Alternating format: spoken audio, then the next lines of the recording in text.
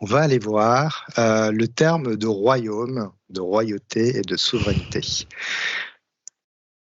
J'aimerais justement qu'on aille voir pourquoi ces termes sont souvent utilisés. On a l'impression aussi qu'il y a des royaumes en dehors de la Terre, des royaumes galactiques. En tout cas, on parle souvent de royaume, de royauté.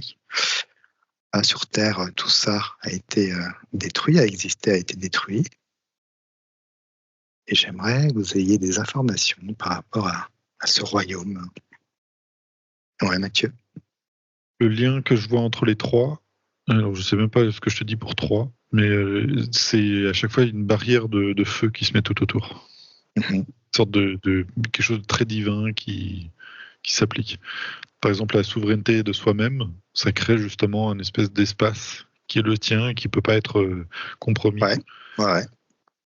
Rien que dans ce mot de souveraineté, de royauté, à titre personnel, c'est très joli.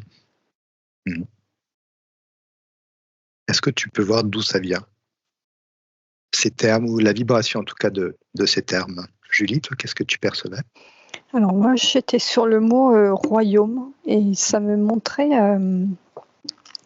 une structure énergétique qui se déploie. Alors là, je suis plutôt sur Terre et qui est reliée directement avec les structures en géobiologie. Le mot ne me revient pas. Les structures de la Terre qui existent. Et il y a comme une connexion, je vois ces structures de la Terre énergétique, cette énergie de royaume qui se déploie en fonction de la vibration, de la fréquence, voilà, des différents points énergétiques de la structure terrestre. Et en même temps, je vois un alignement qui se fait et qui va à la connexion, voilà, de cette énergie solaire que j'avais perçue juste avant et qui vient apporter une énergie qui est en même temps très chaude, très proche de l'énergie de vie et qui ça me parle d'énergie de vie unifiée qui permet de rentrer en vibration, voilà, avec les fréquences de la Terre. Il y a quelque chose de très juste dans ce mot-là, comme c'est présenté à l'origine, le royaume. Ouais. Justement, j'aimerais que tu ailles justement à l'origine, ce que tu es en train de capter là au niveau de sa vibration, à l'origine justement de ce terme. Alors, est-ce que c'est une origine très terrestre ou c'est relié encore à autre chose? Alors, le mot, ça me parle de rayonnement solaire. Et ce soleil, voilà, qui est directement connecté avec l'énergie de vie. Ok, alors j'aimerais que tu ailles observer un royaume sur Terre. Mathieu? J'ai déjà essayé j'anticipais ta question visiblement parce que j'essaie d'en trouver sur Terre aussi et j'en trouvais pas. Enfin, il y a des tout petites poches, mais je n'arrive pas à mettre de nom dessus. J'en vois une au Canada. Mais alors là, actuellement, c'est ça? Tu es sur notre temps actuel, c'est ça? Et du coup, vu que c'est comme des poches, des espèces de petites régions, tu vois, qui seraient même plus petits qu'un département, qui seraient des endroits où il y a encore des sortes de royaumes. Et alors quand tu dis justement royaume, qu'est-ce qui est caractéristique justement de ce terme de royaume? C'est qu'il y a un roi? En fait, quand je suis allé regarder au-dessus sur des plans plus élevés des royaumes, où là tu as des vrais royaumes, des royaumes qui sont immenses sur même plusieurs planètes en fait. Et en fait, il faut que l'énergie qui soit à l'intérieur soit incompressible, soit unique. C'est le royaume, l'endroit où il n'y a que cette énergie. Et par exemple, si tu veux rentrer dans cette énergie, tu es obligé de comme laisser la tienne derrière, où il y a un truc comme c'est des espaces uniques pour cette énergie-là. Donc alors j'avais le mot Pléiade, mais qui était bon à l'époque, qui ne l'est pas en ce moment. je sais pas pourquoi, mais est un royaume des Pléiades, par exemple, avec leurs énergies. Et à différencier du mot territoire, et encore pire avec le mot empire, parce que j'essaie de trouver d'autres mots. Ouais. Territoire, c'est en fait tu mets des lignes, mais il n'y a pas de ton énergie. Et empire, c'est comme si tu venais au contraire prendre des territoires sur des espaces où il y a des énergies qui sont même pas les tiennes. C'est plus guerrier, il y a quelque chose de plus guerrier dans ce que tu dis, effectivement. C'est un petit peu comme on avait fait une enquête sur les fleurs, je crois. On a parlé tout de suite du royaume des fleurs. C'est une fréquence de la fleur. Et effectivement, on avait l'impression d'être dans un royaume. Alors, est-ce que tu peux justement sur Terre aller voir s'il y a eu des époques où il y a eu des royaumes, justement? Julie? Alors voilà, ta question m'a amené dans une fourmilière. Et alors c'est pas un royaume, mais là l'information qui était intéressante à capter, c'était leur fonctionnement. Et ça me parle de l'organisation organique. Donc je ressens leur organisation avec des rôles qui sont différents, où il y a la reine qui pond, et chacune des catégories de fourmis se met au service de la communauté, avec chacun son rôle, et un rôle pour lequel elles sont faites, organiquement parlant. C'est-à-dire qu'on voit, elles ont des morphologies différentes. Et ce qui est important, c'est qu'il n'y a pas d'échelle de valeur dans leur organisation. Il n'y a pas de notion qu'on a pu connaître dans l'histoire en France, où le roi tout-puissant avait... Et le peuple à côté. Et le peuple à côté. Il y a cette notion de tout, d'une organisation où chacun a son rôle. La reine peut être unique, mais elle a un rôle qui lui est propre et qu'il ne peut pas y en avoir plusieurs, parce que ça déstructurerait l'ensemble de leur société. Et ça me renvoie donc à cette notion de royaume énergétique et absolu, où chacun a un rôle. Donc certains êtres peuvent porter, entre guillemets, la couronne, qui a vraiment toute une symbolique de connexion et d'axe. Voilà ce que je voyais tout à l'heure, c'est cette personne qui pourrait revêtir une couronne. C'est surtout qu'il a ce rôle d'intermédiaire entre une énergie haute et le fait de renvoyer sur les autres membres du royaume. Alors justement, est-ce que tu peux regarder si nous, êtres humains, on est capable de s'organiser en royaume, comme tu le vois dans vraiment des belles vibrations, et pas cette vibration qui a été, j'imagine, interférée comme on a eu en France, mais vraiment cette vibration haute en fréquence, avec notamment plus du tout on va dire, entre guillemets, de valeur pour les uns et pour les autres. Mathieu, est-ce que dans l'histoire de la Terre, tu vois que des royaumes ont existé? Ouais, mais ils ont pour la plupart disparu, en fait. Ce sont par exemple, là je suis amené plutôt dans le continent américain, et en ce moment même je vois des poches qui existent toujours, des sortes de territoires sur lesquels il y a toujours des bouts de royaumes qui sont là, qui sont toujours actifs, et je vois par exemple les Amérindiens, où il y avait par exemple des communautés en fait qui vivaient tous sous la même, on dirait drapeau, mais en fait ils n'avaient pas de drapeau. Ils se disaient tous, tu vois, de la même communauté, sans pour autant vivre les uns avec les autres. Mais pourtant, ils partageaient quelque chose d'unique, et ils se disaient, bah voilà, moi je prends ce territoire-là, tu vois, ils disent même pas je prends, voilà, c'est mon terrain d'action, si tu veux. Il y en a d'autres qui se connaissent pas et qui se croisent juste de temps en temps. Ils sont plus loin, et ainsi de suite. Et pourtant, sans avoir parlé, il n'y a pas de chef et tout cela, il y a un territoire qui s'étend, et ils savent qu'ils sont du même royaume, en fait. C'est un lien du cœur, c'est ça que tu ressens? Il y a quelque chose qui les unit, qui n'a même pas besoin d'être expliqué. Et ils savent qu'ils sont frères, en fait.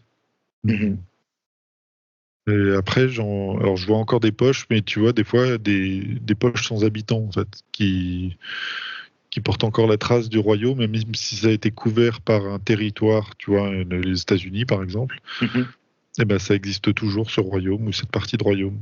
Comme si tu es entré dans cet endroit-là en rentrant dans une espèce d'espace qui hors du temps, ou enfin Un espace qui énergétique. appartient.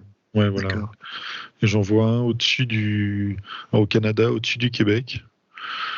J'arrive pas à avoir le nom, c'est Cassidy. Ouais, je sais pas, faudrait que je regarde. Mais je vois que c'est des espaces où il n'y a pas grand monde, donc c'est moins facilement perturbé ou tu sais, effacé par d'autres appositions. Et c'est des espaces où ils ont leur importance, ou c'est quelque chose qui est un peu désuet quand tu les captes? Non, ça peut être très important, ouais. Ouais, c'est comme un point d'ancrage, un point de Ouais, référence. c'est encore plus fort qu'une identité culturelle. Mhm. On pourrait se dire en France, est-ce que j'en vois pas en fait. Tu pourrais dire, je sais pas, avec les Corses, les Bretons, Ouais. tu pourrais te dire. Mais c'est un peu comme, tu vois, Brocéliande en Bretagne, mais ça n'existe plus trop, tu vois, et où il y avait justement ouais. En tout cas, je vois pas une sorte de royaume. Ok. Est-ce que tu peux regarder aussi, on dit, souvent on parle de notre propre royaume à nous, en tant qu'être humain, en tant qu'individu. Est-ce que tu peux regarder ce que c'est que ce terme de notre propre royaume à nous? Est-ce qu'il est lié à d'autres, justement, ou c'est quelque chose de très personnel? Julie? Alors, j'avais un nom à la réponse à ta question, parce que ça me parle de l'humain qui, en tout cas dans l'espace-temps où je le regarde, est là pour la plupart pour une expérience individuelle. Et donc, pour entrer dans un royaume et créer un royaume, c'est comme si la notion d'expérience collective était la plus importante. Mais pour pouvoir rentrer dans cette expérience collective, il faut que l'expérience individuelle ait été faite et comprise. Et c'est comme si retourner pour l'humanité dans cette notion de royaume, c'était tout un chemin qui prendra du temps pour découvrir comment rester dans sa propre souveraineté individuelle, dans sa propre identité individuelle, et se mettre, ça me montre comme un mouvement collectif du royaume. Et en fait, quand chacun des humains aura trouvé son identité, il pourra rentrer dans cette organisation organique et créer quelque chose d'encore plus grand. Déjà comme une œuvre individuelle pour ensuite pouvoir créer une œuvre collective, ce serait ça? Oui, on est dans un peu des notions en fractal, c'est un peu grand, mais comme chacune des cellules d'un corps qui a son propre fonctionnement, et qu'une fois qu'elle fonctionne correctement, peut être au service d'un tissu, d'un organe, et peu à peu d'un organisme, et quelque chose de plus grand. Mais pour cela, il faut que les premières cellules s'agglomèrent, se forment de façon harmonieuse. Et c'est un petit peu ce mouvement-là pour le parcours de l'humain qui est proposé. C'est de commencer par nos propres cellules, que ce soit organiques ou énergétiques. Et peu à peu, une fois qu'on aura trouvé chacun son alignement, je ne sais pas dans quelle vie l'expérience humaine pourra retourner dans une expérience collective. Donc ça peut démarrer par cette souveraineté que tu voyais. Est-ce que tu peux regarder un exemple de quelqu'un qui, d'un coup, découvre sa souveraineté et comment énergétiquement ça vient s'installer en lui? Mathieu, par rapport à ce royaume plus personnel. C'est extrêmement simple. C'est limpide en fait. C'est si tu es connecté depuis ta source originelle, tous tes corps. Un peu comme, tu sais, on parle de ces chakras en fait. C'est ces chakras qui continuent et qui vont sur d'autres corps. Et si cet alignement depuis la source, dans tous les corps, en fait, jusqu'à toi incarné sur Terre, en fait, ça crée comme une sorte d'épée. Parce que c'est vraiment comme ça que tu le sens, d'une épée qui vient, et j'ai l'impression que quand certains s'alignent, tu vois, ont un retour, comment on pourrait appeler ça, un éveil spirituel. En fait, d'un coup, ça fait une sorte de choc parce que c'est comme si justement cette épée tombait comme ça d'un coup. Ouais. C'est même plus qu'une épée, ce serait carrément une lance, tu sais, et qui, une fois qu'elle vient s'ancrer dans le sol, mais pour qu'elle vienne se planter, il faut que tout soit vraiment aligné et bien ancré également. Et ben en fait, à ce moment-là, en fait, ça crée un espèce de champ énergétique tout autour de toi et qui ressemble énormément à, tu sais, ce dessin animé Dragon Ball Z. Pour ceux qui seront de ma génération connaîtront, effectivement, où ça vient justement faire une espèce de flamme tout autour de toi et une sorte de protection tout autour. Et alors, il n'y a pas le mode agressif derrière, mais ça ressemble beaucoup à ça en fait. Par contre, tu peux pas dire que tu es dans ton royaume. Donc là, tu es dans ton royaume. Ton royaume, c'est ta propre énergie finalement, ta souveraineté. Okay. Et quand tu es dans cet état-là, qu'on pourrait dire de pleine conscience, juste de conscience avec tout cela, cette multidimensionnalité, il peut rien t'arriver. Tout est parfait. Enfin, tout est parfait. Énergétiquement, tout vient glisser en fait. Aucune conscience peut venir te troubler. Évidemment, ce serait ça finalement, la royauté, on va dire. Sur Terre, notre noblesse de cœur, ce serait plutôt ça le plus important. Oui, c'est ça, c'est de se donner la priorité. Parce qu'à chaque fois, par exemple, au travers des ateliers ou des formations, que les personnes viennent et disent « Ah, moi j'aimerais bien aider les autres, j'aimerais bien faire ça. » Attends. D'abord, fais ton travail, retrouve cette souveraineté, et c'est ça le plus important. Et après, être plutôt, entre guillemets, un exemple, hein, gentiment, hein, mais dire voilà... moi, vu que tout est tellement bien ancré, pour retrouver sa souveraineté, que des autres vont dire, tiens, ça m'intéresse. Oui, Florent. Alors, ça a coupé. Ouais. C'est l'effet Dragon Ball Z. Ouais, c'est ça. Est-ce que tu pourrais, Mathieu, aller regarder un royaume galactique et nous le décrire, voilà, pas forcément en détail, mais ce que tu peux capter de ce royaume. Et Julie? Non, moi, j'étais en train d'observer comment se constituait à partir de l'humain ce royaume. Donc, c'est en continuité avec l'image de Matthieu, de cet être humain qui a retrouvé son axe, sa souveraineté, son propre royaume. Et ça s'accompagne avec cette énergie de foi et de lâcher prise.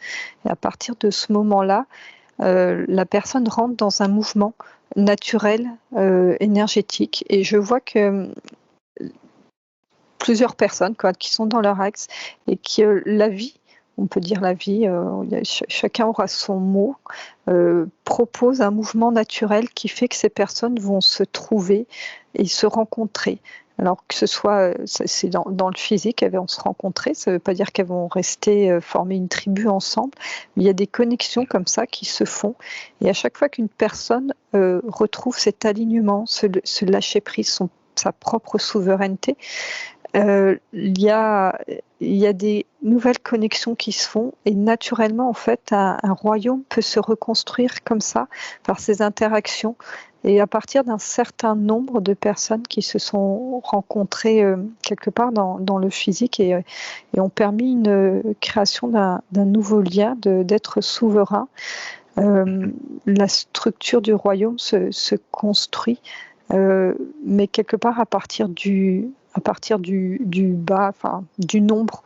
Je vois pas on va dire, d'être qui sortirait du lot et mettrait la couronne. Ouais. Mais il y a comme un mouvement naturel qui se fait où chacun a sa place et peut-être à un moment donné, il y a une autre énergie qui sortira.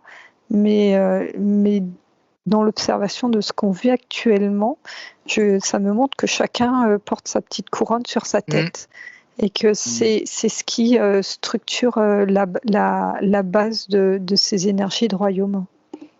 J'ai l'impression même que c'est très organique parce que finalement tout le monde a sa couronne et puis parfois on va laisser une autre personne prendre un petit peu le relais du roi, entre guillemets. On va le laisser parce que ses énergies sont assez agréables et nous on va se mettre autour. Puis après c'est l'autre qui va prendre un relais. C'est comme si tout ça était organique finalement. Mais chacun à sa place et à un niveau informationnel. Oui, c'est ça. Alors, est-ce que tu peux regarder justement aussi souvent le terme de souverain? Il y en a qui n'aiment pas trop ce terme parce que comme s'il avait été repris énergétiquement. Est-ce que c'est OK de l'utiliser? Est-ce qu'il y a dans sa vibration, on va dire originelle, ou est-ce qu'il y a d'autres mots qui peuvent aussi être utilisés? Est-ce que tu peux regarder? Mathieu, par rapport à un royaume galactique, enfin si tu en vois. En fait, c'est pour comprendre ces royaumes-là, il faut comprendre justement ce qu'on vient d'expliquer avant avec le royaume intérieur. C'est que une fois qu'on acquiert un moment de souveraineté intérieure, et ben en fait tout ce qui est contraire à cette énergie-là est un peu répulsé. Donc ça peut être les personnes nous entourant, ça peut être son travail, ça peut être même nos propres actions. Où d'un coup on dit non, c'est plus en accord avec moi-même et c'est un peu répulsé. Et ben ça fonctionne pareil dans des royaumes justement au-dessus, où tous les êtres qui la constituent en fait, sont dans la même énergie, dans la même, avec les mêmes valeurs, si on veut. Ce qui fait que même quand quelqu'un vient de l'extérieur, s'il a par exemple une pensée qui serait autre que celle qui manifeste l'ensemble, c'est comme si tout le collectif, tu vois, dans cet espace, se retournait vers lui en disant « Oulala, il y a un intrus en fait ». Alors que tu peux avoir des êtres qui sont complètement extérieurs, donc pas nés de cette origine, mais qui embrassent complètement cette énergie-là et peut être complètement adopté par ce royaume parce qu'il comprend pleinement en fait les valeurs il est dans la même énergie en fait. Alors dans ces sphères-là, c'est encore plus simple parce que tu arrives à comme lire les pensées des gens, donc dès qu'il y a une pensée qui est dissonante, tout de suite elle est repérée et elle peut être exclue.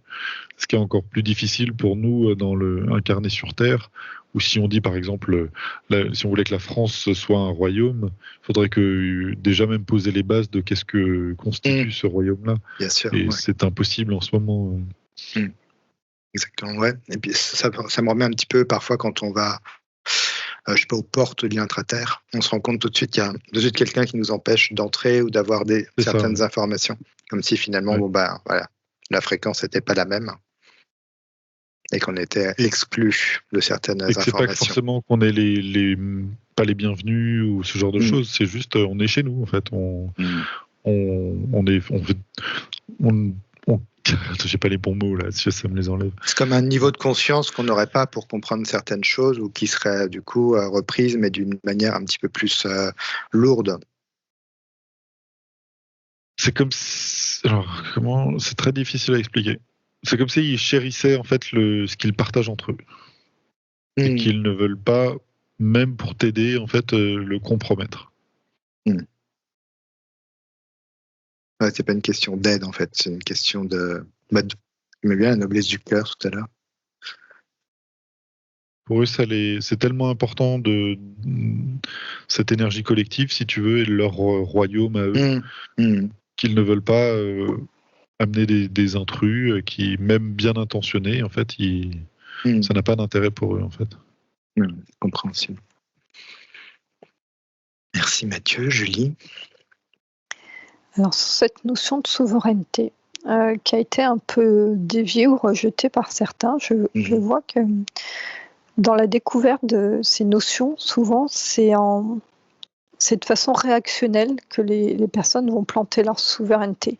C'est-à-dire que ça va être porté par une colère, par une expérience difficile et un besoin de marquer fermement ses propres limites. On a cette image de je plante mon épée de souveraineté. Donc c'est un passage de rappel de ses propres forces à soi. Il ne faut pas que ce mouvement énergétique nourrisse, je ne vais pas dire la vraie, mais une autre forme de souveraineté qui est la connexion et l'axe intérieur qui fait qu'on est connecté à partir de notre centre à nos énergies les plus hautes. Et autant chacune des deux souverainetés peut être quelque part indispensable à un moment sur notre chemin de vie, mais il y en a une qui va certes marquer une limite, mais qui va être comme enfermante et perçue par l'extérieur comme peut-être une certaine violence, quelque chose de couperé, comme un interdit.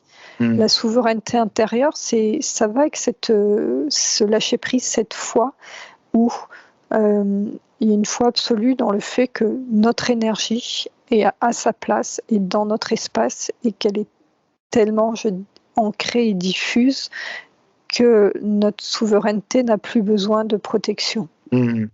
Exactement, ouais. Ouais, elle est accordée avec nous finalement, avec notre énergie. C'est juste ça. Et en effet, au bout d'un moment, la souveraineté portée comme une notion de protection n'a plus lieu d'être. On passe à une phase de souveraineté créative, ça me parle même d'impulsion de vie qui vient nourrir cette notion de souveraineté. Pas du tout quelque chose d'enfermant, au contraire. Merci Julie. Mathieu, est-ce que tu avais d'autres informations ? Oui, j'essayais juste de savoir si c'était possible de retrouver ces énergies-là à l'échelle d'un pays. Et je vois que c'est extrêmement complexe, voire très très loin d'être possible.